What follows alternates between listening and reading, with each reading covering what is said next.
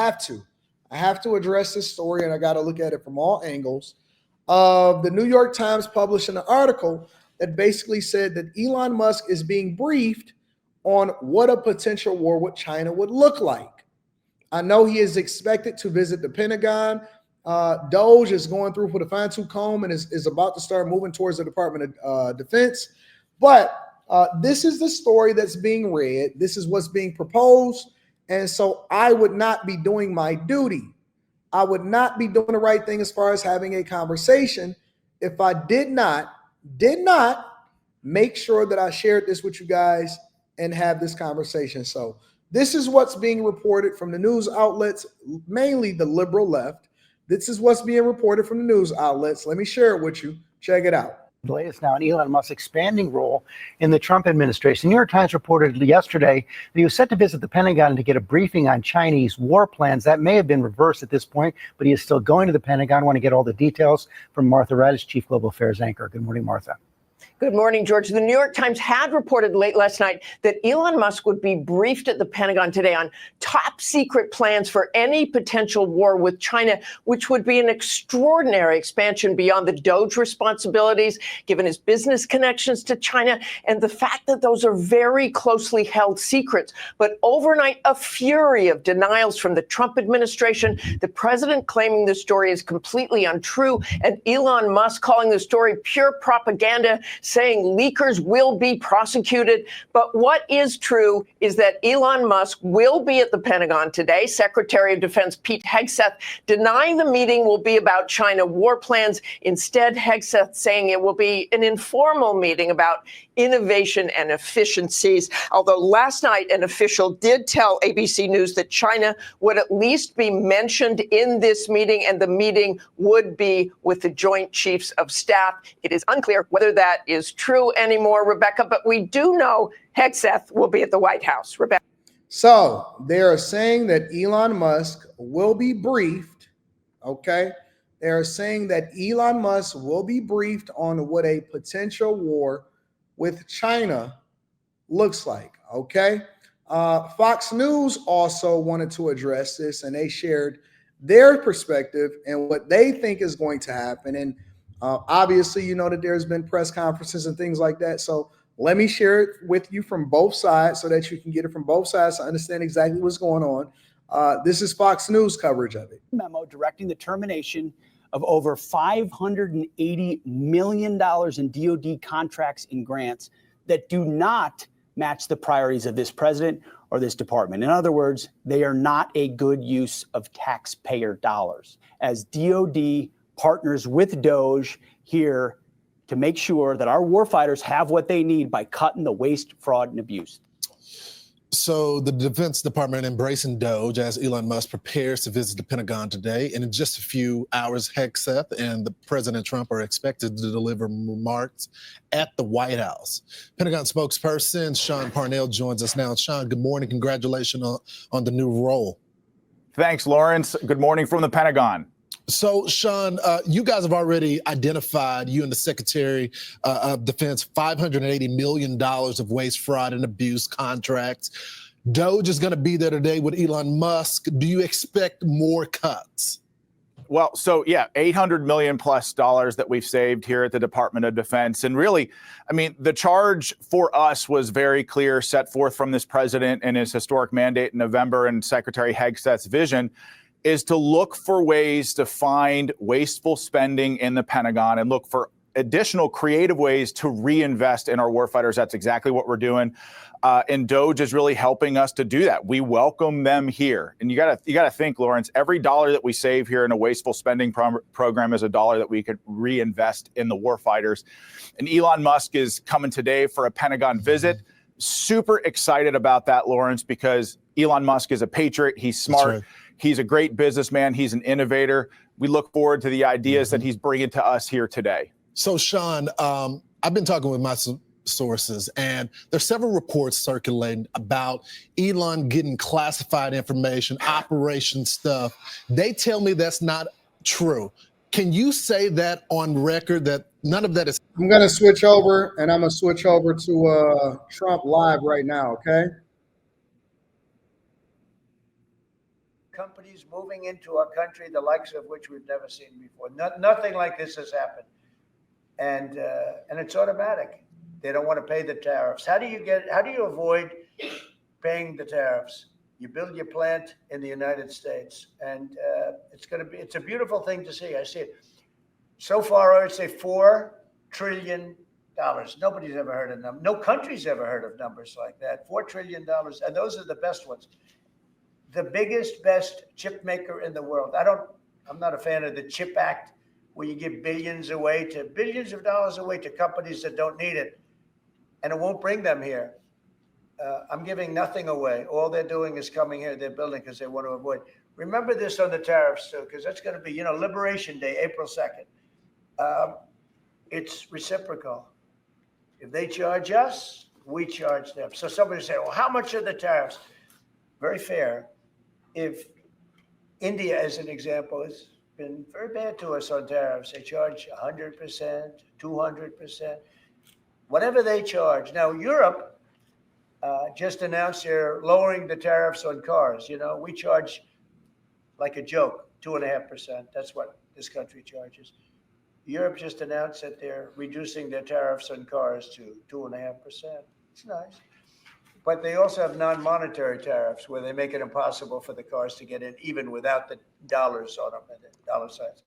It's called a non-monetary tariff, where they put on controls where no matter what happens, because they don't want cars, they don't want the American car in their market. And yet they send us millions of cars. They send us big agriculture. They don't want our agriculture. They don't want anything from us. European Union's very tough, but now it's fair. So whatever they do to us, we do to them. Russia continues to attack Ukraine. Are you planning to impose any sort of Well, sanctions? they're fighting against each other. Yeah, I think we have a ceasefire on a lot of areas, and so far that's all held very well.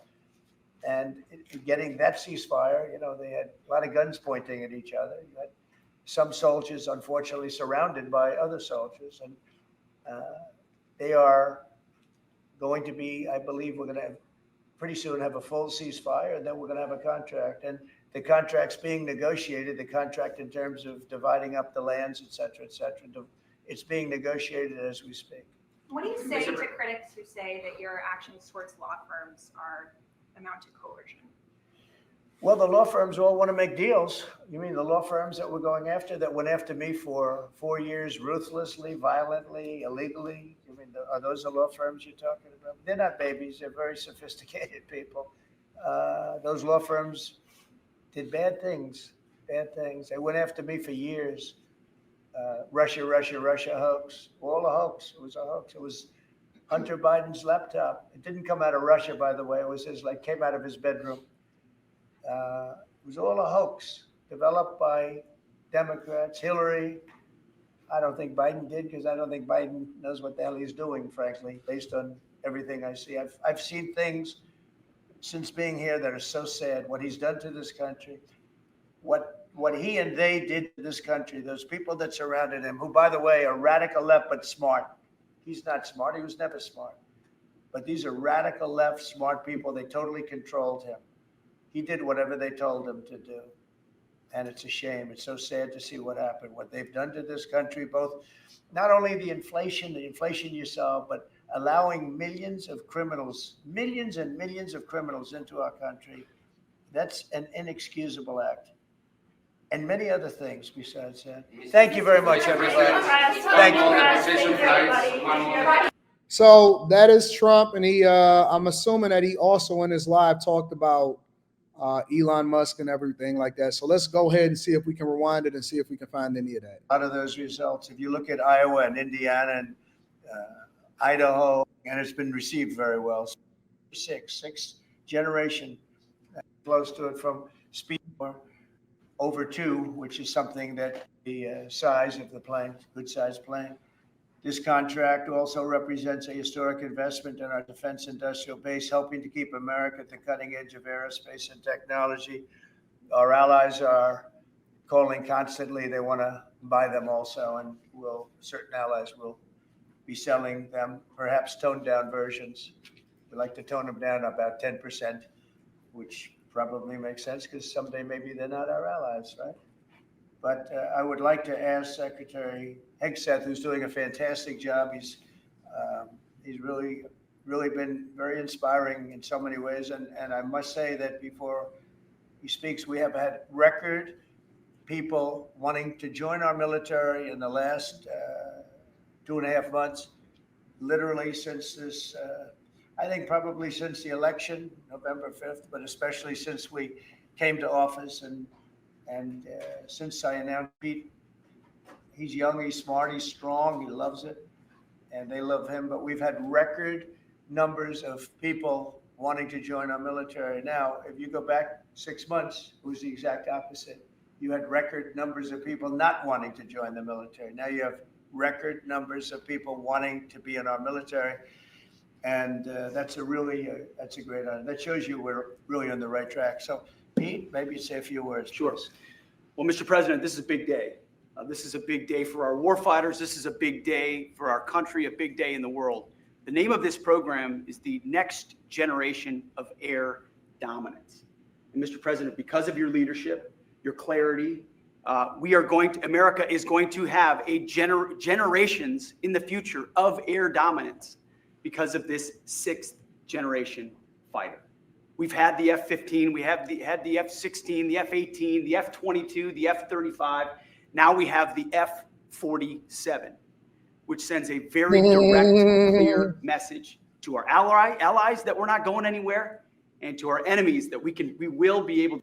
F-47 obviously signifying that Trump is the 47th president of the United States of America. 45, 47.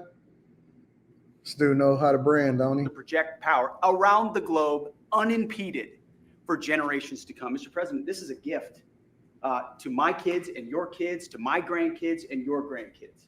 This is a historic investment in the American military, in the American industrial base, in American industry that will help revive the warrior ethos inside our military, which we're doing, rebuild our military, which the previous administration did not do, by the way, Mr. President.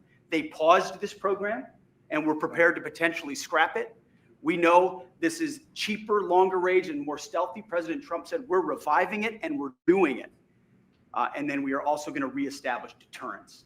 Under the previous administration, we looked like fools. Not anymore. President Trump has reestablished American leadership. The F-47 is part of it. And Mr. President, thank you for it. So that is basically what's happening inside of the Trump White House. They're saying that nobody is talking about a potential war with China, that Elon Musk is going to visit the White House. And frankly, to be honest with you, me personally, I would want